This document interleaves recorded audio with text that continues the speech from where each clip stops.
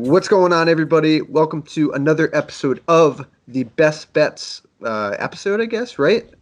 UFC 259 is tomorrow. It is an excellent card. As always, I'm Kurt. I'm joined with Ben, and I guess you can say as always because we're joined by Bob Voss. He is our betting expert for all of these shows. What's going on, gentlemen? Doing the final warm-up in the Chicagoland area. So it's been ice for a few weeks and borderline 60 now. Wow. Beard's about to go. Yeah, we're like that in Connecticut right now. Kind of like creeps up into decent weather, and then it goes back down to freezing. It's miserable. I'm sick of it. I mean, I don't know about you guys. I haven't even paid attention to the fucking weather because UFC 259 is so good. Like, you brought it up, and I just realized, I guess it's a little overcast outside today, but it's a little different when you work outside, but I get what you're saying. That's a good point. Very true. I'm a shut-in. All right, let us not waste any more time. This card is awesome. It is headlined by three, honestly, great title fights. We'll start at the top. Israel Adesanya taking on Yan Blachowicz. Izzy's trying to go for that champ status. Yan is trying to honestly have one of the best underdog stories in combat sports if he wins this, right? The line currently sits at Izzy as a minus 235 favorite with the comeback on Yan, plus 195. Just of note, Izzy did weigh in today at 200 pounds, so he's a little bit light. Yan looks pretty damn beefy. What are your thoughts, first off, on just the odds as they stand? It makes sense. Obviously, you would have Israel Adesanya as the favorite. He has been much more a dynamic fighter going in here, and so many people have perpetually doubted Yan Blachowicz, so that obviously makes sense. But skill for skill, yes, obviously the odds should be going that way.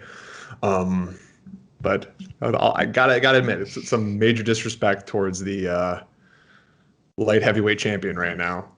Even though he, I guess you could say, looked into it, but still discounting a much bigger man.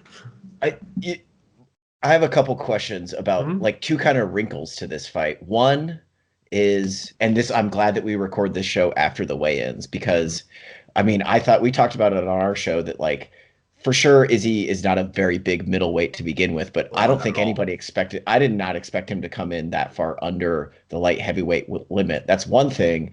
And another wrinkle is I saw, and maybe you know these stats offhand, but I saw some stat about Blachowicz being an underdog in 12 of 15 of his 15 UFC fights or something crazy. So he's constantly, like you said, being counted out.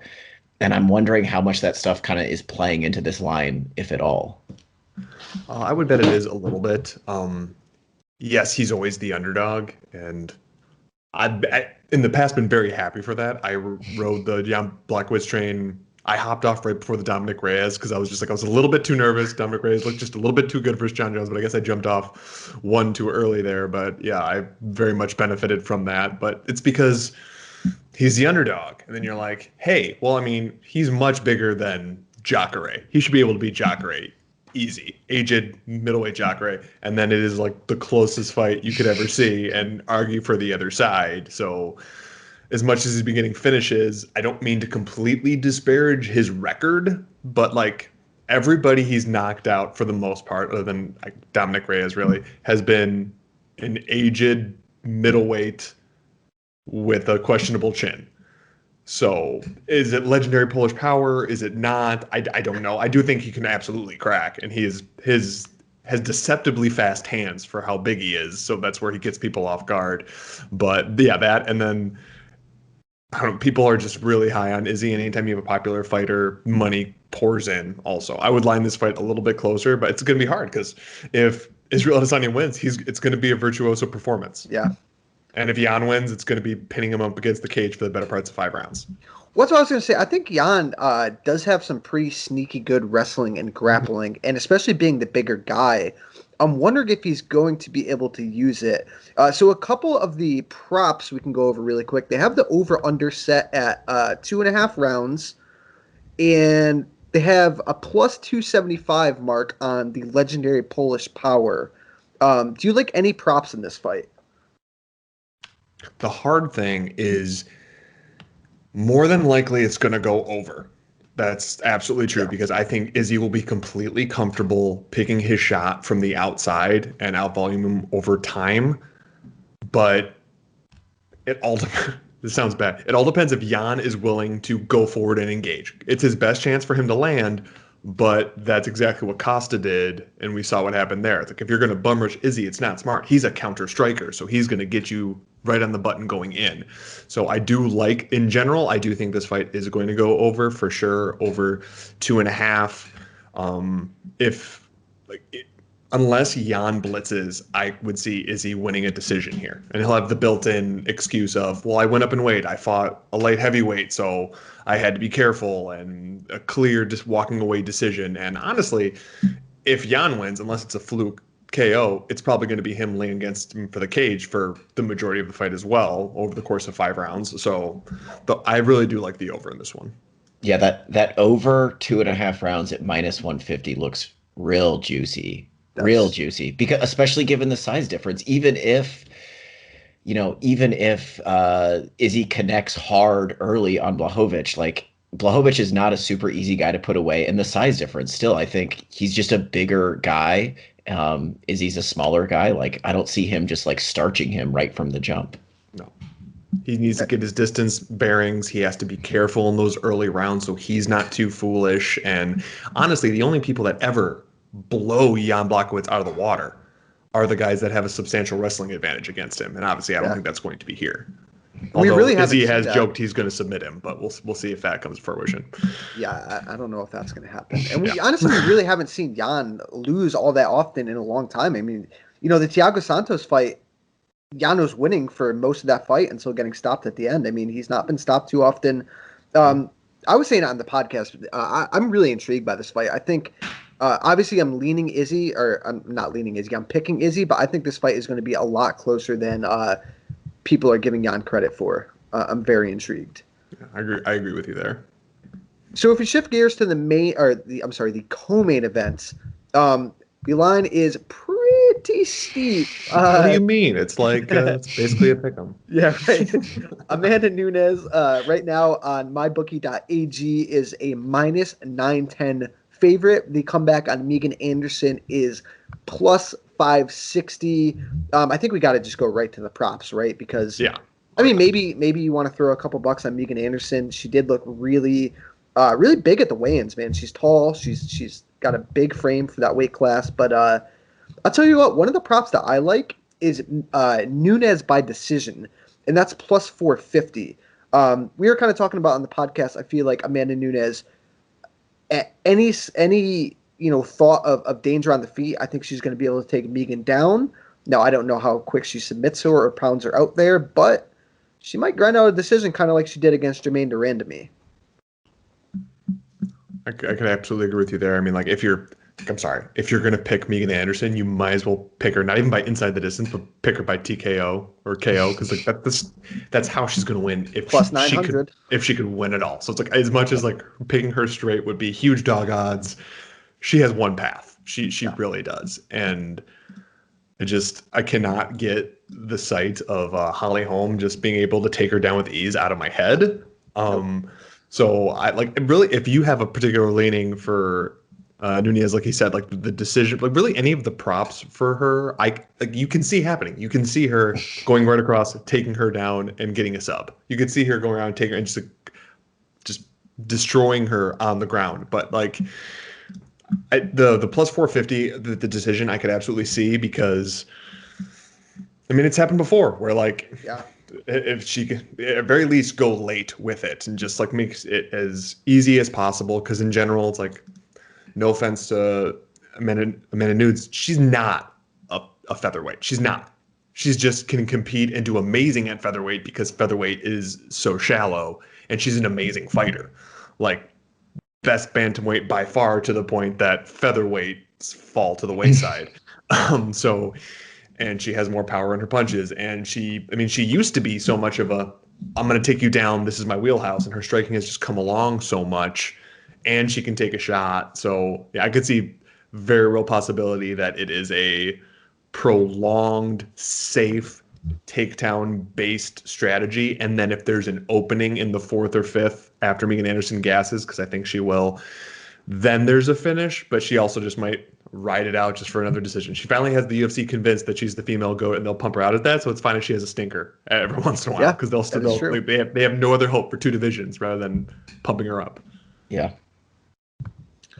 And then if we shift gears now to the it's got to be the juiciest fight on the card. We're finally getting it. Petr Yan taking on Aljamain Sterling. This fight is basically a pick'em. Right now, Yan is a -120 favorite. The comeback on Sterling is -110.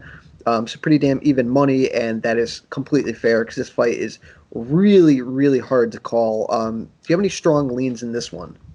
I have a lean on Aljo in a big way for a very specific reason and this will be the fight that will tell us. This absolutely will be. So this is either going to be I'm going to look like a genius or I'm going to look, I don't want to say anything disparaging, so opposite of a genius. We'll go with that. But I haven't seen Jan's overarching grappling and wrestling truly tested, because any real wrestler he has fought has been one that's aged or it's not a primary portion of their game, whereas especially since his losses, Aljo always fights to his strength. Yes. He will kick to keep at distance so you can't punch with him, and then when he gets all the way in and gets on there, he is going to either take you down, do a little bit of his funky style wrestling, get to your back at some point. So I think there's a real possibility that he literally just bum rushes him, similar to the Sandhagen fight. So it all depends. I'm like, I don't know how good Yan is at defending something that's coming at him that fast. He has looked good over time versus good competition that their best chance is striking. So I'd be super interested to see that. I mean, yeah, like I said, this might blow up in my face and he looks amazing, but this is probably the last fight that you're going to get a chance to bet. Like, if there's anyone in the division that's beating him and can beat him soundly, it's Aljo. So it's like, this is the shot to take if you have any questions on him at all. And I got some questions. If he gets past this, he's reigning for a long time. Yeah. So this is really the chance. I really like Corey Sandhagen. I'm super high on him. I don't think he's beating Yan, especially if Yan can blow past Aljo. So Aljo is I was going to reference a movie, but it can't be The Great White Hype because it's Aljo. So the reverse, the Great Fro Hype. I don't know. I don't got much on that one, but because if he wins, it's going to be dominant. If Aljo wins, it's going to be a wrestling clinic or a submission at some point. It's not going to be close if he wins. So if he wins, I'm going to look great. If not, and actually I'm mad because he's back at a slightly dog odds now. I got him at a -110, and I waited a little bit too long on that one, but. See, Bob, this is why I said this podcast episode was going to be contentious. But you do raise some good points because I'm going with Yan here. Part of it is my ego, and that fucking 2.5 years ago I was saying he was the best bantamweight in the world. So I can't. As of right now, you're looking like an oracle. Yeah, I can't get off that train. But also, I said it on my podcast. I think you raise a really great point. That maybe a lot of people are not talking about it, but Yan is a kind of a slow starter. He's certainly a guy who takes almost the first full round to really get his bearings. I mean, he didn't crack Faber right away. He is a slow starter. And the flip side is that Aljamain Sterling is an incredibly fast starter. He comes out guns. I don't want to say guns blazing, but single leg to your back blazing. He needs to make contact, whether it's his leg making contact with you or his body. He needs to get that distance. So if that's sprinting towards you to get it, for whatever reason, that's when he comes alive in a fight, when he either make contacts with a kick or he gets his hands on you and then he's ready to go. It's the times that he hasn't done that he hasn't done so well. So we'll see. I mean, his physic, he's going to test Jan's physicality, I think, right away. Like you say, even with a kick, Aljamain Sterling's going to come out throwing full bore kicks right from the jump, right when Petr Yan is trying to get kind of his read on the fight. So, like I said, I think we disagree on this fight, but I think we kind of actually read it pretty similarly. Just the outcomes might be different.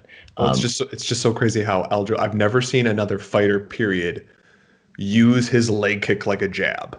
The way he does, which that is just a overly unique style that completely feeds into his wrestling in the most crazy way. It's he could pretty much fight without hands until he makes contact, and because basically how he fights. And I just think it's such a unique stylistic matchup versus Yan that he hasn't seen it before, that like if he's going to get exposed, this is it. Like, again, if this is not it, dude's going to be champion for years. Well, yeah, we mentioned it on the show this week. It's like Yan looks the part. He looks great. I'm leaning Yan in this fight too, but like I feel like we still have not seen him against the cream of the crop, right? Like, yeah, he beat Faber over the hill. Yeah, he beat Aldo. Aldo looked pretty good, but Aldo is probably not in his prime, right? He's probably on the downslide. So this is like the one opportunity where I agree with you. Yeah, if Petr Yan passed this test, he's the dude. I don't think anyone's beaten him. I do have to ask you this really quick before we move on to the rest of this card. I know you don't like betting main events. What do you do in a situation like this where it's 3 title fights? Do you just stay away from the main, or it's strictly just the main? I'll stay away from the main because I do, like I said, I have a bet on Sterling for this, and I probably would have a bet in the co-main if these odds weren't utterly ridiculous. So I'm going to keep my eyes on the way that the props fluctuate. But yeah, in terms of the main event, like the hard part too with this main event specifically, and why I would stay away from betting it, is it's a super interesting fight, but whether he's fought it at kickboxing or not, debut in a new division, main eventing, biggest stakes, 2 belts. Like, there's just so much X factor on the line that it's just like, this is not even just comparing skill for skill anymore. Yeah. Man, a lot to like in those 3 fights. I guess we'll look at the rest of the card really quick as a whole. If we talk underdogs, do you have any underdogs you favor on the rest of this card? Drew Dober. No, I know I joke on Twitter because dude is crazy handsome, but literally this is the most disrespectful line on the entire fight. We talked about this. I know. I was waiting until it hit plus 300. I'm like, I don't think it's going to hit that again, but if it does, I have to bet it. So I did. Now it's plus 340. Like, I'm sorry, this is not Khabib, and he might actually beat Drew Dober because Drew Dober's takedown defense isn't always the best, but I think it's just because he's so used to being able to get back up, he's not as worried about it, and also he has more confidence in his kicks. He's at a great camp, trains with Gagey, like he trains against relentless wrestlers, and Islam doesn't fight very frequently, and he has been put out in the first round by an aggressive striker before.